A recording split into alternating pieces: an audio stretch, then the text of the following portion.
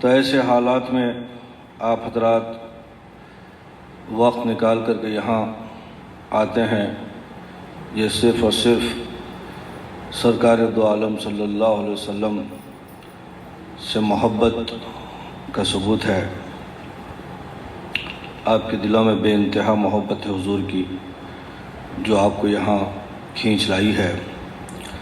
تو میں آپ کے وقت کی قدر کرتے ہوئے، آپ تمام کی قدر کرتے ہوئے آپ کی خدمت میں کچھ ایسی باتیں رکھوں جو آپ کی زندگی میں، آپ کی حیات میں کام آ جائیں، اور جو حضور اکرم صلی اللہ علیہ وسلم سے عشق ہے اس میں اور اضافہ ہو جائے، وہ عشق دوبالا ہو جائے۔ تو حضرات گرامی، میں نے جو آیت آپ کے سامنے قرآن کریم کی تلاوت کی ہے، بہت ہی سمجھنے سے تعلق ہے، کیونکہ عام طور سے ہم دیکھتے ہیں کہ قرآن کریم کے جو نکات ہیں ہر کسی کے بس کی بات نہیں ہے کہ وہ سمجھے، صرف ظاہر ہی کو سمجھ لیتے ہیں، اور اس کے اندر جو گہرائی ہے، اس کے اندر جو علم چھپا ہوا ہے، اس سے ہر کوئی انسان واقف نہیں ہوتا۔ اس واسطے کہ حضور اکرم صلی اللہ علیہ وسلم نے فرمایا، قرآن کا ایک ظاہر ہے اور ایک باطن ہے۔ اب یہاں سے آپ حضرات سنتے چلے جائیے۔ آپ نے فرمایا، نبی کریم صلی اللہ علیہ وسلم نے فرمایا کہ قرآن کا ایک ظاہر ہے اور ایک باطن ہے، اور اس باطن کا، یعنی اس باطن کی گہرائی میں،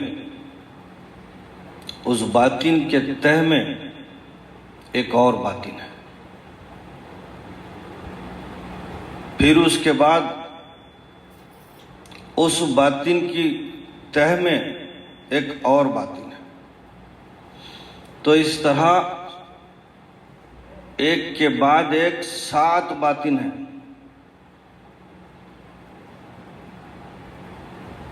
قرآن کریم کے ایک ظاہر کے 7 باطن ہیں، 7 باطن، ایک باطن کی تہ میں ایک باطن، پھر اس کی تہ میں ایک باطن، پھر اس کی تہ میں ایک باطن، اس طرح درجہ بدرجہ اس کی گہرائی میں 7 باطن ہیں۔ تو دنیا اس باطن تک کب پہنچے گی؟ کہتے ہیں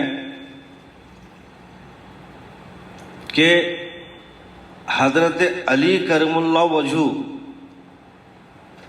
تیسرے باطن تک پہنچے ہیں، آپ تیسرے باطن تک پہنچے ہیں، معاف کیجیے گا، تیسرے باطن تک آپ اس کی تہ کی تہ تیسری تہ تک پہنچے ہیں آپ، چونکہ آپ علم کا دروازہ ہے۔ حضرت نبی کریم صلی اللہ علیہ وسلم نے فرمایا، انا مدینۃ العلم وعلی بابھا، میں مدینہ کا شہر ہوں اور علی اس کا دروازہ ہے۔ اب چوتھی منزل گمان سے اعلیٰ و بالا ہے، صرف تیسری منزل تک حضرت علی کرم اللہ وجہہ وہاں تک پہنچے۔ تو آپ پھر اندازہ لگائیے کہ قرآن کا علم کیسا، اس کو سمجھنے کے لیے کتنا ڈیپتھ میں جانا ہے، کتنی گہرائی میں جانا ہے، کتنے اس کے مفاہیم ہیں، کتنے مطالب ہیں، کتنے مقاصد ہیں، کتنے اس کے پردے ہیں اس کے اندر۔ تو ان محفلوں سے آپ حضرات کو کچھ علم ہوتا جائے گا۔ جیسے میں نے तिलावत किया, सनुरिहिम आयातिना फिल आफाक व फी अनफुसिहिम, कि अल्लाह ताला फरमाता है कि अनकरीब हम तुमको बता देंगे, उनको बता देंगे, सनुरिहिम आयातिना, हम उनको बता देंगे अनकरीब, उनके नफ्सों में, आफाक में और अनफुस में अल्लाह की निशानियाँ। तो अब आप गौर करते चले जाएं कि ये आफाक क्या है और अनफुस क्या है। जाहिर है, ज़ाहिरी माना, क्योंकि हुजूर फरमाया एक जाहिर है और फिर उसके बातिन है। तो जाहिर तो आपको समझ में आ गया कि आफाक है, आसमानों के किनारे हैं,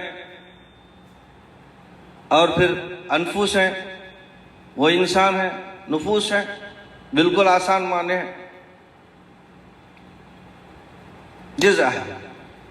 अब इसके बातिन, अब आपकी कितनी अकल है, आपका कितना फहम है, आप उस हिसाब से इसके अंदर गहराई में आप जाइए। अगर आप बातिन में अफलाक को अंबिया समझें तो अनफुस को उनकी कौम तस्वुर करना पड़ेगा। सनुरिहिम आयातिना फिल आफाक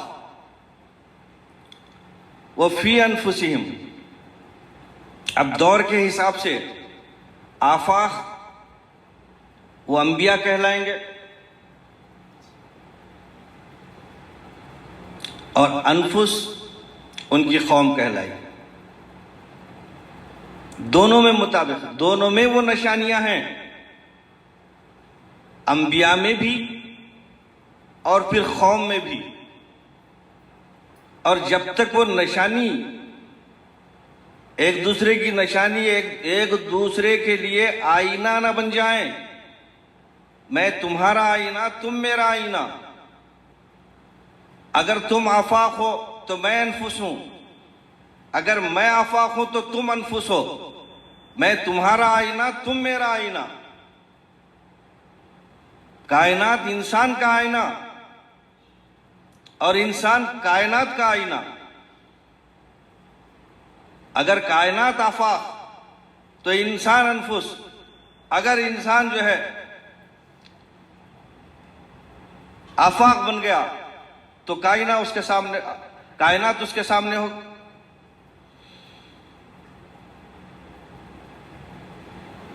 अब इसके लिए आप आगे बढ़ते चलिए। अल्लाह ताला ने फरमाया, कुल या अहलल किताबी तालो, ऐ अहले किताब। अब देखिए कैसा मजा है, कैसी गहराई है। देखिए अब, ऐ अहले किताब, इस बात की तरफ आओ। कुल या अहलल किताबी तालो इला कलिमतिन, कलमे की तरफ आओ। सवाइम बैनना व बैनकुम, तुम्हारे और हमारे दरमियान में यकसा है। कमाल है कुरान करीम का। अनफुस आफाक में, दोनों में चल रही बात। अब तुम्हारे और हमारे दरमियान में यकसा है। जो हमारे अंदर है वो तुम्हारे अंदर है, जो तुम्हारे अंदर है वो हमारे अंदर है। सवाइम बैनना व बैनकुम अल्लाह नाबुदा इल्लल्लाह, कि हम एक खुदा की इबादत करें जो तुम्हारे और हमारे दरमियान में है। उसी की छवि है, उसी का अक्स है, उसी का परतव है, उसी की तस्वीर है, जो तुम्हारे अंदर भी है और हमारे अंदर भी है। कमाल है कि कितनी गहराई है, कितनी गहराई का। हम तो सिर्फ एक की तह तक नहीं पहुंच सकते। वो हजरत अली का हक था कि आप तीसरी तह तक पहुंचे आपसे। मगर आप अगर चले जाएं तो आप देखेंगे कि उसके अंदर कितनी गहराई है। आपके अंदर वो शय नजर आएगी जो कायनात में फैली हुई है, वो आपके अंदर नजर आएगी। हुवल अव्वलु हुवल आखिर हुवल बातिन हुवल जाहिर। जाहिर और बातिन है ना, बातिन में भी है और जाहिर में भी है। کمال ہے. شروعات میں بھی ہے، آخر میں بھی وہی ہے، کمال ہے. ادھر بھی ہے ادھر بھی ہے. مزہ تو جب ہے کہ ہوں دونوں بے قرار، ادھر بھی بے قراری ادھر بھی بے قراری. ایک بے قراری کے دو حصے ہو گئے، آدھی بے قراری ادھر آدھی بے قراری ادھر. کیسا حضور نے فرمایا انا وعلی من نور واحد، میں اور علی ایک نور کے دو ٹکڑے ہیں. کمال ہے، واہ. آدھا ادھر ہے آدھا ادھر ہے، کیا گہرائی ہے. ایک نور کے دو ٹکڑے ہیں. انا وعلی من نور واحد، میں اور علی جو ہے ایک نور کے دو ٹکڑے ہیں. آدھا ادھر آدھا ادھر. ایک شے ہے درمیان میں جو ہر شے کے درمیان میں ہے، اور وہ احساس دلاتی ہے کہ تم میں بھی ہے ہم میں بھی ہے. ایک شے ہے، حقیقت ایک ہے ہر شے کی، ہر شے میں ہے وہ چیز. حقیقت ایک ہے ہر شے کی، خاکی ہو نوری ہو. لہو خورشید کا، اس کے اندر لہو خورشید کا ہے. ایک جو لہو کہتے ہیں، جو اصل چیز ہے، جس سے حیات ہے، جس سے حرکت ہے، جس سے جان ہے. لہو خورشید کا ٹپکے اگر ذرے کا دل چیریں. ہر شے میں ہے ایک ہی حقیقت. ایک حقیقت ہے اس کے اندر ہر شے میں چھپی ہوئی ہے، کہ اس کے اندر بھی ہے اور اس کے اندر بھی ہے. وہ حقیقت ہے خورشید کا لہو، وہ حقیقت ہے خدا کا پرتو، وہ حقیقت ہے خدا کی ذات گرامی، وہ حقیقت ہے خدا کے جو ہے اسماء گرامی، کہ تمہارے اندر بھی موجود ہے اور میرے اندر بھی موجود ہے. وفی انفسکم افلا تبصرون. ارے وہ تمہارے اندر ہے. قرآن کریم اللہ تعالیٰ فرماتا وفی انفسہم، تمہارے اندر موجود ہے، تمہارے نفسوں میں. وفی انفسکم افلا تبصرون، تم نہیں دیکھتے، تم کو نظر نہیں آتا، تمہارے خود نفسوں میں ہے. خدا کی ذات تمہارے نفس، اس کا پرتو تمہارے اندر ہے، اس کا جلوہ تمہارے اندر موجود ہے. مگر دیکھنے کی آنکھ چاہیے، بصارت چاہیے کہ ایک چیز ہے جو ادھر بھی ہے ادھر بھی ہے، عرش اعظم پر بھی ہے اور خلق پر بھی اس کا جلوہ ہے. ایک شے ہے، اگر چاہے تو آپ عرش اعظم جا کر کے دیکھ سکتے ہیں، اگر چاہے تو آپ اپنے قلب میں دیکھ سکتے ہیں. اگر چاہیں آپ تو اپنے دل کے دروازوں کو کھولیں، اس میں سیر کریں تو آپ وہ شے نظر آئے گی. فی انفسکم، تمہارے اندر موجود ہے، تم اس کو دیکھو چاہو یا پھر عرش اعظم پر دیکھو. تو یہ جو حقیقت ہے، یہ اس وقت سمجھ میں آتا ہے انسان کو کہ جب وہ حقیقت کی دنیا میں آ جائے. وہم کی دنیا سے نکل کر حقیقت کی دنیا میں جب آئے گا تو یہ ساری چیزیں، یہ جو سارے اسرار ہیں، وہ اس کو اس وقت سمجھ میں آئیں گی. یہ جو کائنات ہے، اللہ نے اس کو وہم کے مرتبے میں اس کی تخلیق فرمائی. پوری کائنات وہم میں مبتلا ہے. کائنات کی ہر شے کائنات ہی کو وہم میں بنایا. اس کے اندر حقیقت نہیں ہے، وہم ہے. نقطہ پرکار حق، مرد خدا کا یقین. نقطہ پرکار حق، مرد خدا کا یقین. عالم تمام وہم و طلسم و مجاز. آگے علامہ اقبال گواہی دینے کے لیے کہ یہ کائنات وہم ہے اور اللہ اس کو وہم میں بنایا. آپ جب تک اس کائنات میں رہیں گے، جب تک اس میں کھائیں گے، جب تک سانس لیں گے، جب تک جئیں گے، اس وقت تک اس کائنات میں آپ وہم میں رہیں گے، کیونکہ یہ مقام وہم ہے. اس کی وہم میں تخلیق کی گئی ہے. آپ جتنا اس کے اندر جئیں گے، جتنا اس کے اندر سیر کریں گے، سیروا فی الارض فانظروا کیف کان عاقبۃ المکذبین، دیکھو اس میں جو وہم کی دنیا ہے، اس میں پھر کر کے دیکھو کیسے ہم نے جو ہے جھٹلانے والوں کا انجام کر دیا. وہم کی دنیا ہے، ان کا انجام وہی ہوگا، وہم میں مبتلا ہوگا، ہر شے سے ڈرے گا. یہی تو ہوا ہے سب دنیا میں، وہم میں مبتلا ہو گئے. بت پرستی کیا چیز ہے، شک و شبہات کیا چیز ہیں. آپ اس دنیا میں رہتے، آپ کو وہم کرنا ضروری ہے. آپ اس کائنات میں جی رہے ہیں، آپ کو وہم تو لازم ہے. آپ بارش میں رہیں گے تو بھیگیں گے، بھیگنا تو لازم ہے. آپ بارش ہو رہی ہے، آپ بارش میں کھڑے ہیں تو بھیگنا تو ضروری ہے. بارش سے کیسے بچیں گے آپ، پانی سے کیسے بچیں؟ تو وہم کی دنیا میں وہم تو آپ کو کرنا ضروری ہے، شک میں مبتلا ہونا ضروری. اس بات تو سب سے پہلے اللہ نے فرمایا الف لام میم ذالک الکتاب لا ریب فیہ. بنیاد میں اللہ نے اب یہاں سے شروع ہوا کہ اب تم شک کو خیر بات کہہ دو، برخاست. آج سے شک ختم، قرآن کا نزول ہو گیا. آج سے شک ختم دنیا میں. لا ریب فیہ.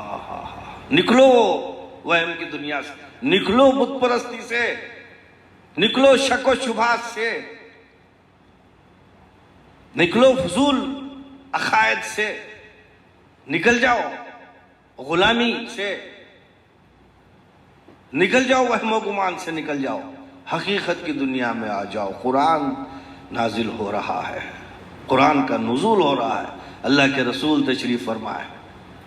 حقیقت کی دنیا میں آ جاؤ، نکل جاؤ خرافات سے، نکل جاؤ جھگڑوں سے، نکل جاؤ فساد سے. فساد، زمین میں فساد، یہی تو کہا تھا آدم سے جب آدم کی تخلیق ہو رہی تھی. تو اللہ نے جو ہے جب اپنا ارادہ ظاہر کیا کہ میں زمین میں اپنا خلیفہ بنانا چاہتا ہوں، تو فرشتوں نے یہی تو کہا تھا کہ زمین میں فساد کر دے گا، خون خرابہ کرے گا. نکل جاؤ اس خون خرابے سے، اس فساد سے نکل جاؤ، اللہ کے کلام کی طرف آ جاؤ، قرآن کی طرف آ جاؤ، اسلام کی طرف آ جاؤ. حیات ایک نئی حیات ہے، حیات ابدی ہے، اور یقین کی دنیا ہے. شک کی دنیا ختم. ورنہ شک کی دنیا میں کیا ہوگا معلوم ہے؟ شک کی دنیا جب عروج پر پہنچتی ہے، جیسے فرعون کے زمانے میں تھا کہ وہ خود اب گمان کی دنیا میں تھا، وہ اپنے آپ کو خدا سمجھ. شک کی دنیا ہے. ایسا انسان ظالم، وہ اپنے آپ کو خدا سمجھنے لگ گیا. یہی ہے بدگمانی. اس نے بدگمانی کی، اس نے اپنے آپ کو خدا سمجھا. اور سب لوگ بھی بدگمان، وہ جیسا وہ قوم بھی ویسی، وہ اس کو سجدہ کرنے لگ گئے. کتنی بدگمانی پھیل گئی. وہ بدگمان اور اس کی قوم بدگمان، اس کو فالو کرنے والے. ارے بدگمان کو فالو کرنے والے کیا ہوں گے؟ وہ بھی بدگمان ہوں گے. اگر کوئی غلام کو اپنا مرشد بنائے گا تو وہ بھی غلام ہوگا. اگر کسی غلام کو اپنا پیشوا بنائے گا تو وہ بھی غلام ہی ہوگا. تو وہ بدگمان، بدزن انسان، بدزن آدمی، بدگمان آدمی جب جو ہے اپنے آپ پہ گمان کیا کہ میں جو ہے انا ربکم الاعلی، میں تمہارا اعلیٰ رب، تو لوگ بھی جو ہے اس کو سجدہ کرنے لگ گئے. بدگمانی ایسے پھیل گئی، وہم میں مبتلا ہو گئے. وہم. تو اب ان کی بدگمانی کو جب اتنا ایسا بدگمان ہو گئے لوگ، تو ان کی بدگمانی سے اللہ تعالیٰ بھی جو ہے مکروا مکر اللہ واللہ خیر الماکرین. جب تم اتنے عروج پہ پہنچ گئے بدگمانی کے، تو اب تم کو کسی فوج کی ضرورت نہیں ہے، تلواروں کی ضرورت نہیں ہے، ہتھیاروں کی ضرورت نہیں ہے، تیر کمانوں کی ضرورت نہیں ہے.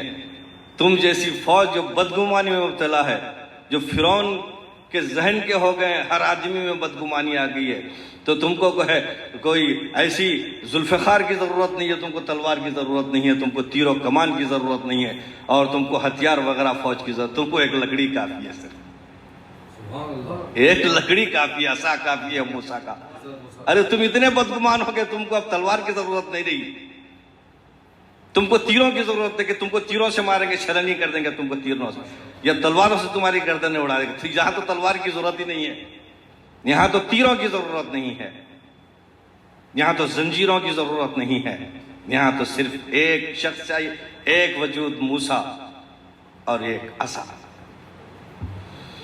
کیونکہ تم اس قدر بدگمانی میں، اس قدر زن میں مبتلا ہو گئے ہو، اس قدر بدگمانی میں، تو تم کو اگر لکڑی سے بھی ڈرائیں گے تو تم کو سانپ نظر آئے گا. لکڑی اگر لے کے نکلیں گے موسیٰ اور کہہ دیں گے کہ یہ اژدہا ہے میرے پاس، ارے اژدہا، ہاں دکھ رہا اژدہا، چھوڑو، کیونکہ اب ہتھیار کی ضرورت، تم بدگمان ہو گئے ہو. کیا مکروا مکر اللہ واللہ خیر الماکرین.